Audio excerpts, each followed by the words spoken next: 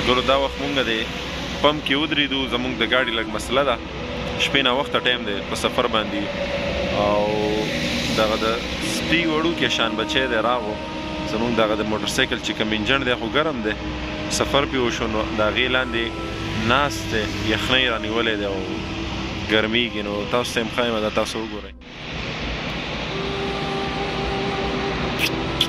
کېنه ښه کېنه، مونږ به ستا دپاره یو 10-20 منټه نوره بیسار شو ښه، او ځان ګرم کا.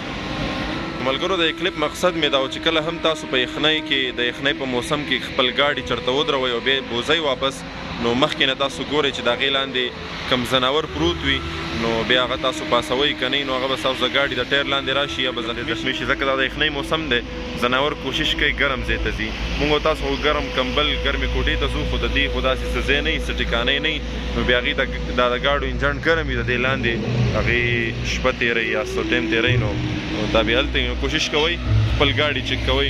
دا اوس مونږ لږ ساعت دپاره ودرېدو او یو ځناور راغی د سپي بچی کوترې، هغه راغو د هغې لاندې کېناستو. دا تاسو وګورئ، تاسو به ښکاري.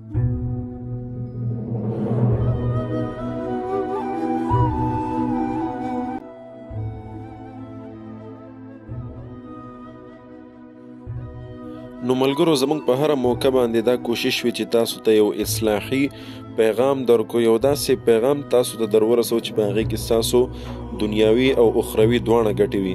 نو په دې ویډیو کې دا پیغام دی چې په ځناورو باندې رحم کول پکار دی، او دین اسلام مونږ ته دا درس راکوي چې په دغه بېزبانه ځناورو باندې مونږ تاسو رحم وکړو.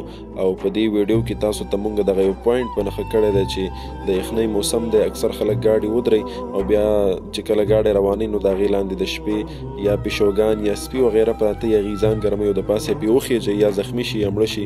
نو لهذا نن نه پس به انشاءالله ټول ملګري خیال کوو او په دغه خبرو باندې به عمل کوو انشاءالله.